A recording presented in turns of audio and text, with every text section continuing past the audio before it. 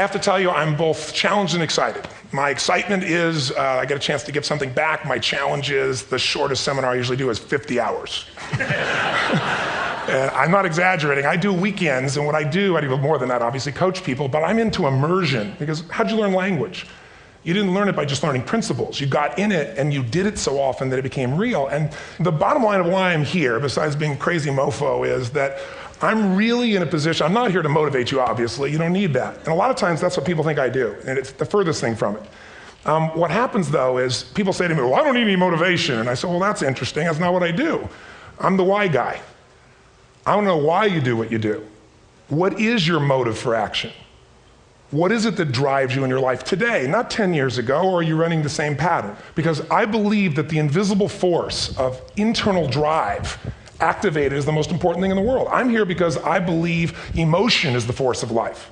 All of us here have great minds. You know, most of us here have great minds, right? I don't know if I'm in the category, but we all know how to think. And with our minds, we can rationalize anything, we can make anything happen. We can, I agree with what was described a few days ago about this idea that people work in their self-interest, but we all know that that's bullshit at times. You don't work in your self-interest all the time. Because when emotion comes into it, the wiring changes in the way it functions. And so it's wonderful for us to think intellectually about how the life of the world is, and especially those who are very smart. We can play this game in our head, but I really want to know what's driving you. And what I'd like to maybe invite you to do by the end of this talk is explore where you are today for two reasons. One, so that you can contribute more. And two, so that hopefully we can not just understand other people more, but maybe appreciate them more and create the kinds of connections that can stop some of the challenges that we face in our society today. They're only going to get magnified by the very technology that's connecting us, because it's making us intersect. And that intersection doesn't always create the view of everybody now understands everybody and everybody appreciates everybody. So I've had an obsession basically for 30 years. And that obsession has been what makes the difference in the quality of people's lives? What makes a difference in their performance? Because that's what I got hired to do. I got to produce the result now. That's what I've done for 30 years. I get the phone call when the athlete is burning down on national television and they were ahead by 5 strokes and now they can't get back on the course. And I got to do something right now to get the result or nothing matters. I get the phone call when the child is going to commit suicide, and I got to do something right now. And in 29 years, I'm very grateful to tell you I've never lost one in 29 years. It doesn't mean I won't someday, but I haven't done it. And the reason is an understanding of these human needs that I want to talk to you about. So when I get those calls about performance, that's one thing, like how do you make a change? But also, I'm looking to see what is it that's shaping that person's ability to contribute, to do something beyond themselves. So maybe the real question is, you know, I look at life and say there's 2 master lessons. One is there's the science of achievement, which almost everyone in this room has mastered to an amazing extent. That's how do you take the invisible and make it visible, right? How do you take what you dream about and make it happen? Whether it be your business, your contribution to society, money, whatever it is for you, your body, your family. But the other lesson of life that is rarely mastered is the art of fulfillment. Because science is easy, right? We know the rules, you write the code, you follow those, and you get the result. Once you know the game, you just, you up the ante, don't you? But when it comes to fulfillment, that's an art. And the reason is it's about appreciation and it's about contribution. You can only feel so much by yourself. So I've had an interesting laboratory to try to answer the question of the real question, which is what's the difference in somebody's life if you look at somebody like those people that you've given everything to, like all the resources they say they need. You gave them not a $100 computer, you gave them the best computer. You gave them love, you gave them joy, you were there to comfort them. And those people very often, and you know some of them I'm sure, end up the rest of their life with all this love, education, money, and background, spending their life going in and out of rehab. And then you meet people that have been through ultimate pain, psychologically, sexually, spiritually, emotionally abused, and not always, but often they become some of the people that contribute the most to society. So the question we got to ask ourselves really is, what is it? What is it that shapes us? And we live in a therapy culture. Most of us don't do that, but the culture is a therapy culture. And what I mean by that is the mindset that we are our past. And everybody in this room, you wouldn't be in this room if you bought that theory, but most of society thinks biography is destiny. The past equals the future. And of course it does if you live there. But what people in this room know, and what we have to remind ourselves though, because you can know something intellectually, you can know what to do and then not use it, not apply it. So really what we got to remind ourselves is decision is the ultimate power. That's what it really is. Now, when you ask people, have you failed to achieve something? How many have ever failed to achieve something significant in your life? Say, I. Thanks for the interaction on a high level there. But if you ask people, why didn't you achieve something? Somebody who's working for you, or a partner, or even yourself, and you failed to achieve a goal, what's the reason people say they failed to achieve? What do they tell you? didn't know enough, didn't have the knowledge, didn't have the money, didn't have the time, didn't have the technology, I didn't have the right manager. Didn't have the Supreme Court.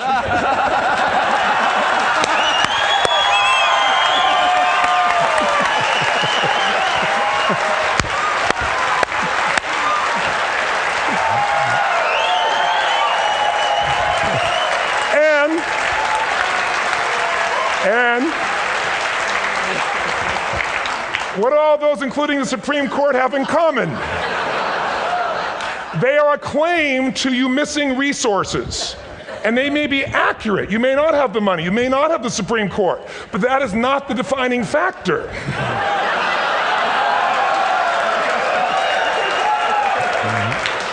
And you correct me if I'm wrong. The defining factor is never resources, it's resourcefulness. And what I mean specifically, rather than just some phrase, is if you have emotion, human emotion, something that I experienced from you day before yesterday at a level that is as profound as I've ever experienced, and if you'd communicated with that emotion, I believe you would have beat his ass and won.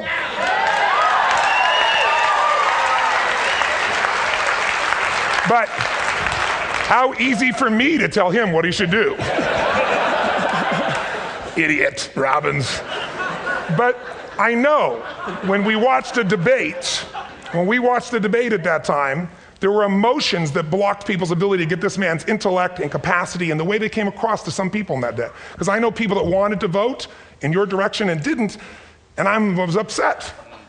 But there was emotion that was there. How many know what I'm talking about here? Say I. So emotion is it, and if we get the right emotion, we can get ourselves to do anything. We can get through it. If you're creative enough, playful enough, fun enough, can you get through to anybody, yes or no? If you don't have the money, but you're creative and determined enough, you find the way. So this is the ultimate resource, but this is not the story that people tell us, right? The story people tell us is a bunch of different stories. They tell us we don't have the resources, but ultimately, if you take a look here, flip it up if you would. They say, what are all the reasons they have in common? We've said that. Next one, please. He's broken my pattern, that son of a bitch. But I appreciated the energy, I'll tell you that. What determines your resources? We've said decisions shape destiny, which is my focus here. If decisions shape destiny, what determines it is 3 decisions. What are you going to focus on? Right now, you have to decide what you're going to focus on. In this second, consciously or unconsciously, the minute you decide to focus on something, you got to give it a meaning. And whatever that meaning is produces emotion. Is this the end or the beginning? Is God punishing me or rewarding me, or is this the roll of the dice? And emotion then creates what we're going to do, or the action. So think about your own life, the decisions that have shaped your destiny. And that sounds really heavy, but in the last 5 or 10 years, 15 years, haven't there been some decisions you've made that if you made a different decision, your life would be completely different?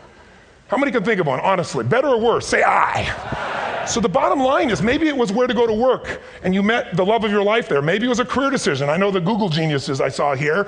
I understand that their decision was to sell their technology at first. What if they made that decision versus to build their own culture? How would the world be different? How would their lives be different? Their impact.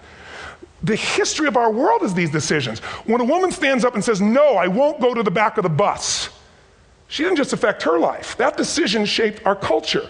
Or someone standing in front of a tank. Or being in a position like Lance Armstrong and someone says to you, you got testicular cancer. That's pretty tough for any male, especially if you ride a bike. Right?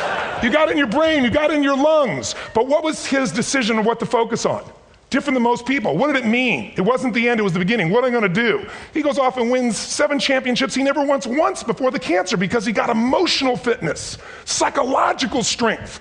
That's the difference in human beings that I've seen of the 3 million I've been around, because that's what my lab. I've had 3 million people from 80 different countries that I've had a chance to interact with over the last 29 years. And after a while, patterns become obvious. You see that South America and Africa maybe connect in a certain way, right? Other people say, oh, that sounds ridiculous. It's simple. So what shaped Lance, what shapes you? 2 invisible forces, very quickly. 1, state. We all have had times. Have you had a time you did something and after you did it, you thought to yourself, I can't believe I said that. I can't believe I did that. That was so stupid. Who's been there? Say aye. Have you ever done something after you do it, you go, that was me. Right? It wasn't your ability, it was your state. Your model of the world is what shapes you long term. Your model of the world is the filter. That's what's shaping us. That's what makes people make decisions. When we want to influence somebody, we got to know what already influences them.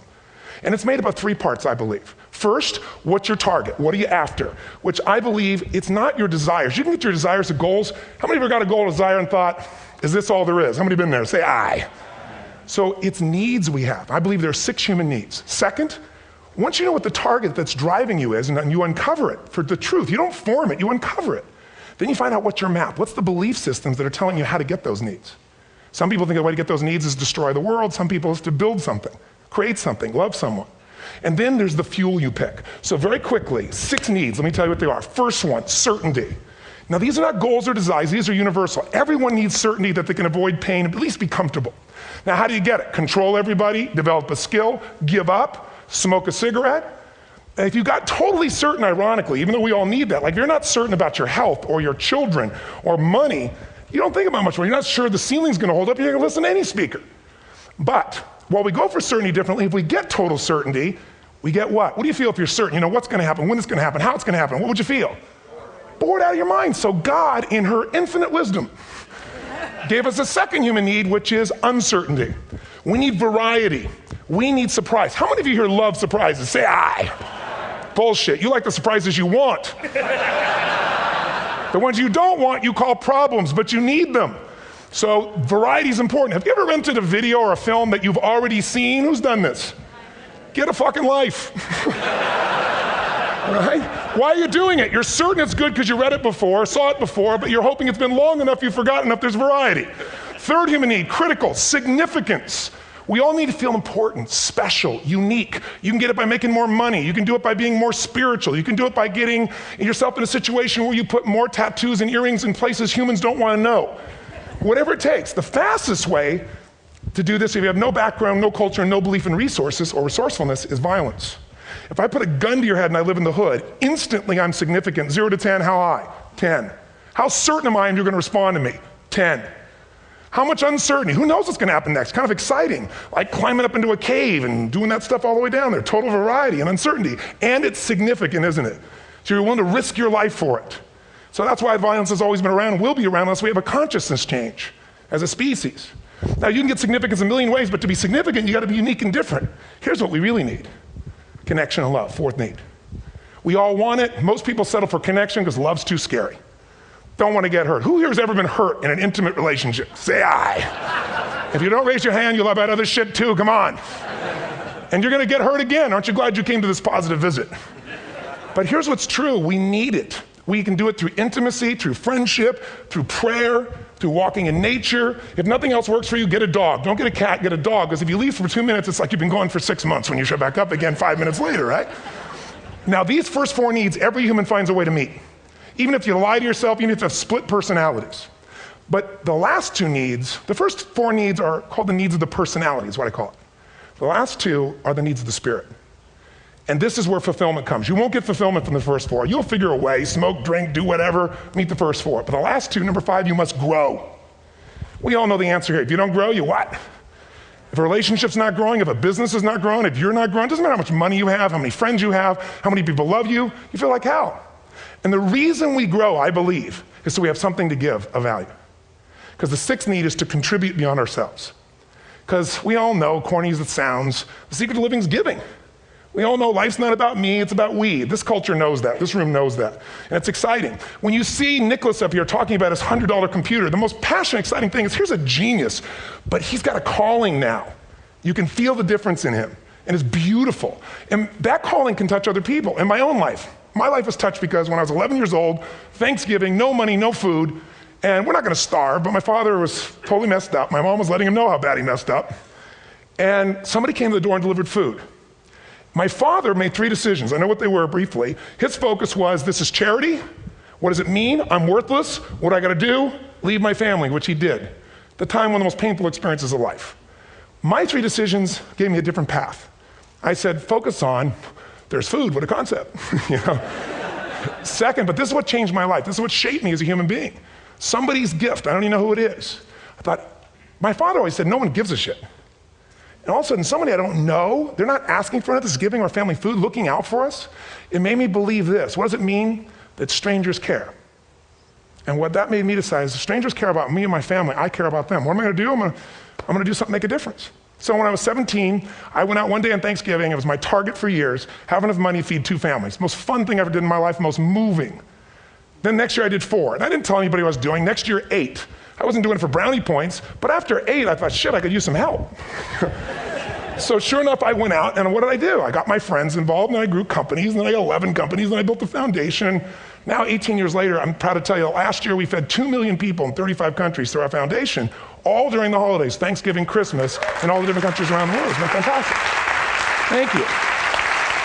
So I don't tell you that to brag, I tell you because I'm proud of human beings because they get excited to contribute once they've had the chance to experience it, not talk about it. So finally, I'm about out of time, the target that shapes you, here's what's different about people. We have the same needs, but are you a certainty freak? Is that what you value most, or uncertainty? This man here couldn't be a certainty freak if he climbed through those caves. Are you driven by significance or love? We all need all 6, but whatever your lead system is tilts you in a different direction. And as you move in a direction, you have a destination or destiny. The second piece is the map. Think of that as the operating system tells you how to get there. And some people's map is, I'm gonna save lives even if I die for other people, and they're a fireman. Somebody else says, I'm gonna kill people to do it. They're trying to meet the same needs of significance, right? They want to honor God or honor their family, but they have a different map. And there are 7 different beliefs. I can't go through them because I'm done. The last piece is emotion. I say one of the parts of the map is like time. Some people's idea of a long time is 100 years. Somebody else says is 3 seconds, which is what I have. And the last one I've already mentioned that felt you. If you got a target and you got a map, and let's say, I can't use Google because I love maps, and they haven't made it good for Macs yet. So if you use MapQuest, how many have made this fatal mistake of using MapQuest at some time? You use this thing and you don't get there. Well, imagine if your beliefs guarantee you can never get to where you want to go. The last thing is emotion. Now here's what I'll tell you about emotion. There are 6,000 emotions that we all have words for in the English language, which is just a linguistic representation, right? It changes by language. But if your dominant emotions, if I have more time, I have 20,000 people or 1,000, and I have them write down all the emotions that they experience in an average week. And I give them as long as they need. And on one side they write empowering emotions, the other is disempowering. Guess how many emotions people experience? Less than 12. And half of those make them feel like shit. So they got 5 or 6 good frickin' feelings, right? It's like they feel happy, happy, excited, oh shit, frustrated, overwhelmed, depressed. How many of you know somebody who no matter what happens finds a way to get pissed off? How many know somebody like this? Or no matter what happens, they find a way to be happy or excited. How many know somebody like this? Come on. When 911 happened, and I'll finish with this, I was in Hawaii. I was with 2,000 people from 45 countries. We were translating 4 languages simultaneously for a program that I was conducting for a week. The night before was called Emotional Mastery. I got up, had no plan for this, and I said, we had all this fireworks, I do crazy shit, fun stuff. And then at the end I stopped, and I had this plan I was gonna say, but I never do what I'm gonna say. And all of a sudden I said, when do people really start to live? When they face death. And then I went through this whole thing about if you were gonna get off this island, if 9 days from now you were gonna die, who would you call, what would you say, what would you do? One woman, well that night is when 911 happened.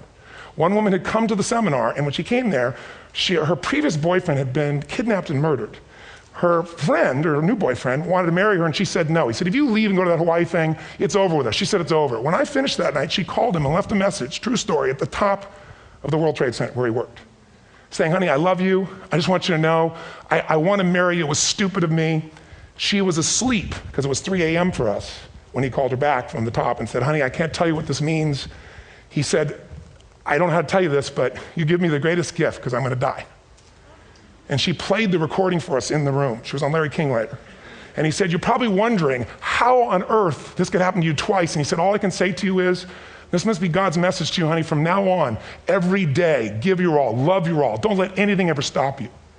She finishes, and a man stands up and he says, I'm from Pakistan, I'm a Muslim. I'd love to hold your hand and say I'm sorry, but frankly, this is retribution. I can't tell you the rest because I'm out of time.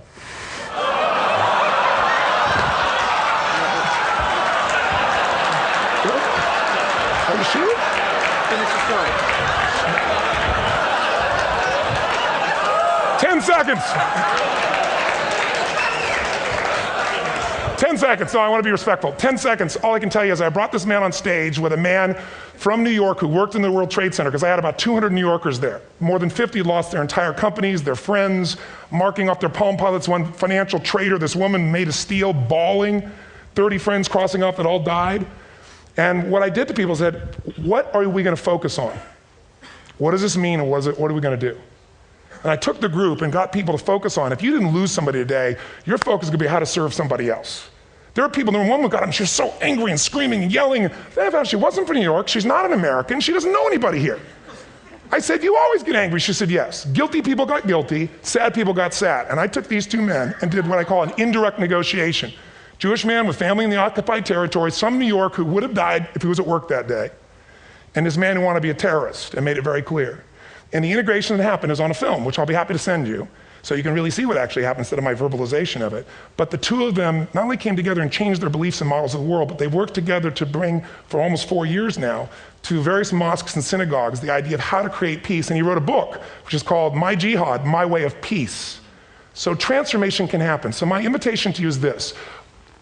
Explore your web, the web in here. The needs, the beliefs, the emotions that are controlling you, for two reasons. So there's more of you to give. Achieve too, we all want to do it, but I mean give, because that's what's going to fill you up.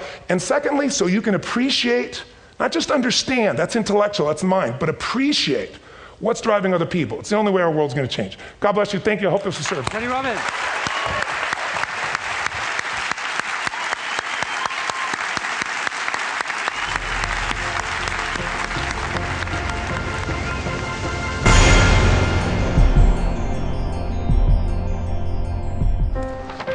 What if great ideas weren't cherished?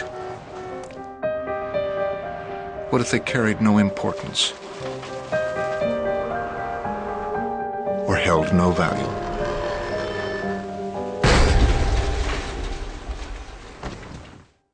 There is a place where artistic vision is protected, where inspired design ideas live on to become ultimate driving machines.